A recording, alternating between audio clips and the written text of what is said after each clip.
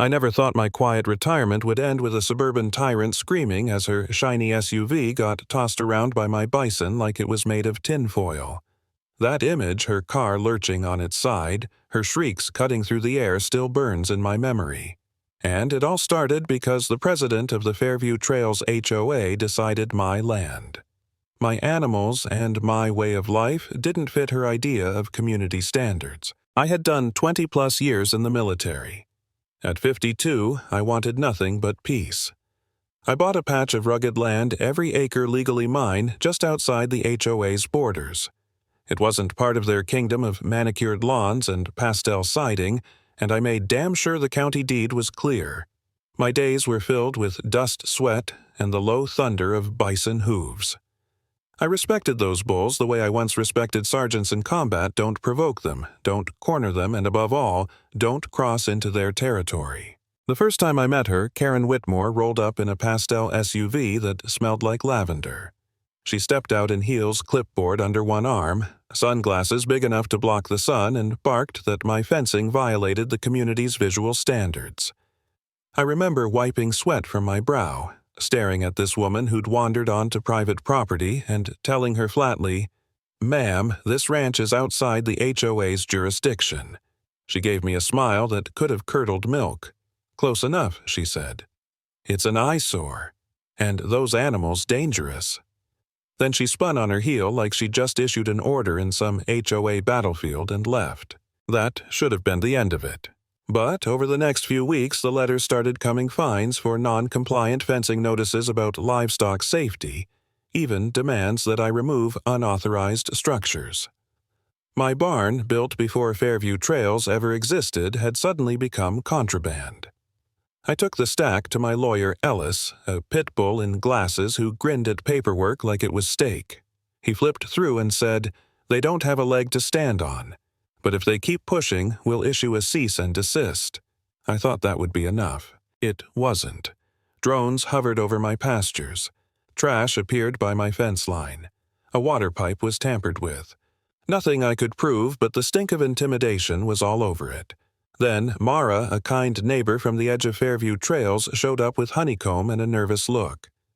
"They talked about you for half an hour at the meeting," she said. "Karen had a slideshow.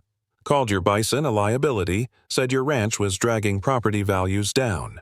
She warned me that Karen mentioned dealing with the animal situation directly." That was the first time I felt the old soldier in me stir. I reinforced the gates, added new locks, wired up cameras that streamed straight to the cloud. I didn't want war, but I knew how to fight one if it came to my door. And sure enough, one Saturday morning I heard tires crunching up my drive. Karen, again striding like she owned the ground beneath her. She had a camera in one hand, a folder in the other, HOA badge clipped like she was on federal business. She called it an on-site inspection. I told her she was trespassing. She took pictures of my barn anyway, muttering about easements and runoff about how my presence reduced the overall value of Fairview Trails. Then she made her mistake, brushed her hand against my arm as if she could move me aside. Reflex made me steal up, and she froze. For a second, behind those ridiculous sunglasses, I saw something like fear. She backed off, straightened her blouse, and hissed, "You'll be hearing from our legal department." That night, Ellis and I drafted a cease and desist, laminated it, bolted it to the gate.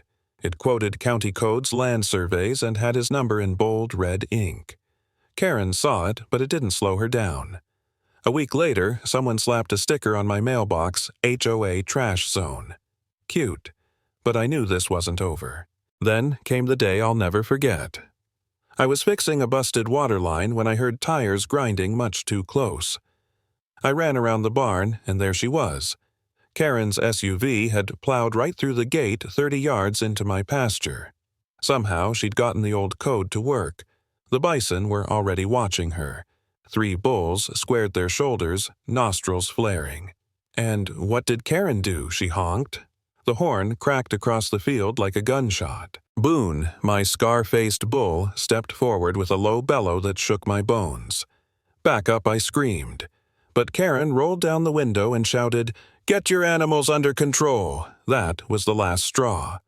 Boone charged horns down, slamming into the SUV with a sound like thunder hitting steel. The car rocked violently. Tex followed, hooking the rear panel and lifting the back wheels off the ground. Dust exploded around them. Karen shrieked inside like a cornered child. She stumbled out heels, catching the dirt, and fell hard. The bulls circled the SUV, snorting, pounding the earth. I shouted myself hoarse, trying to pull their focus, and after an eternity they backed off. Karen lay in the dirt, sobbing, then limped back to her crumpled SUV and roared away. That night my phone lit up with angry voicemails. Residents calling me reckless, dangerous, a threat to their kids. I sat there at the table wondering if they were right. Maybe I was insane for living this way, for keeping animals that could flip a car like a toy. Maybe I should sell out, pack up, find peace somewhere else. For the first time, I doubted myself. But then I remembered Afghanistan, remembered the times when quitting meant leaving someone exposed, and I thought, no. I bought this land legally. I care for these animals with respect. And I'll be damned if I let a paper tyrant rewrite the law because she doesn't like what she sees over the fence. So I got serious. Sent the footage to Ellis and Bill Ramirez, a buddy from the service who now ran county agriculture. Bill replied within hours, "You're fine. If they try anything with zoning, we shut it down." That gave me the steel I needed. Karen, of course, doubled down. She published newsletters painting me as a menace, spun the SUV incident as if she'd barely escaped with her life. She demanded my herd be removed. And then she tried a stunt, showed up with a cameraman and another suit filming from my pasture like it was some kind of expose. They crossed the posted signs, waving binders, shouting about community safety. Boone didn't like it. Tex pawed the dirt. I sprinted toward them, yelling to back off, but Karen just strutted closer, HOA badge, shining like it meant something to a 5,000-pound bull. The herd surged. Boone slammed into their SUV again, flipping it like cardboard. Tex charged toward Karen, who shrieked and fell. At the last moment he stopped, snorted, pawed the ground, and turned away. Karen lay trembling in the dirt. I called 911. But the whole thing had already been captured, live-streamed on the HOA's own YouTube channel. Every second. Her trespassing. Her again. The bulls respond. That video went viral. And suddenly, the narrative shifted. People asked the obvious, why was she on private land? Why ignore warning signs? Why honk at wild animals? Karen had overplayed her hand, and now she was cornered in the worst-place court. She filed lawsuits, negligence, endangerment, property damage. I walked into that courtroom with Ellis at my side, knowing we had the footage, the county maps, the federal livestock protection statutes. Karen's lawyer ranted about trauma and danger. Ellis waited, then coolly held up a thumb drive. The judge watched Karen's own live stream projected larger than life. Signs saying, "Do not enter." Her voice shrill. "The bulls won't do anything if we act confident." And then Boone charging the SUV, flipping her, falling in the dirt. When the screen went black, the room was silent. The judge turned to her and said flatly, "You entered land outside your jurisdiction. You ignored multiple warnings. You attempted to shift blame for consequences you caused. Case dismissed with prejudice, and my countersuit allowed to proceed. Defamation, trespass, harassment. The HOA board crumbled. Members resigned. Even her allies abandoned her. Within weeks, Karen was forced to step down as HOA president. As part of settlement, she signed a public retraction and apology letter on the HOA website, and a binding agreement that Fairview Trails would never again attempt authority over my land. Not money, never money. I didn't want a payout. I wanted principle. Karen sold her house and disappeared. Rumor said Florida. Good riddance. And me.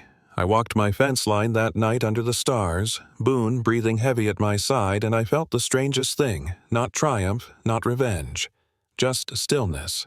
Because in the end, it wasn't about a fence or a herd of bison. It was about knowing when to hold your ground. And that's the lesson: never let someone with a clipboard and a badge convince you they own what's rightfully yours.